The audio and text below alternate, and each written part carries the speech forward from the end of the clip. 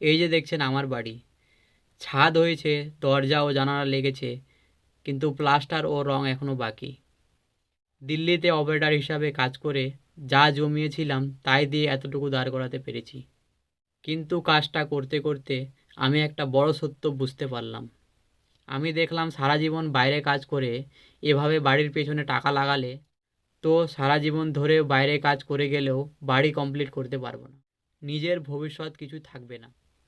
সেই চিন্তা থেকেই আমি সিদ্ধান্ত নিলাম আর বাইরে নয়, এবার নিজের মাটিতে দাঁড়িয়ে নিজের ব্যবসা করতে হবে।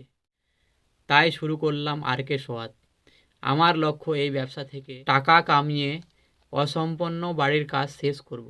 যারা আমার মতন বাইরে কাজ করছেন তাদের বলবো, বাড়ির জন্যে টাকা জমানো ভালো, কিন্তু সারা জীবন বাড়ির জন্যে খাটবেন না। নিজের একটা আয়ের উৎস বা ছোট ব্যবসা তৈরি করুন, যাতে বাড়িও হয় আর আপনার ভবিষ্যৎ সুরক্ষিত থাকে। আপনার কি মনে হয় সারা জীবন বাইরে কাজ করা কি সঠিক সিদ্ধান্ত? কমেন্টে জানান। ধন্যবাদ সবাইকে লাস্ট পর্যন্ত ভিডিও দেখার জন্যে।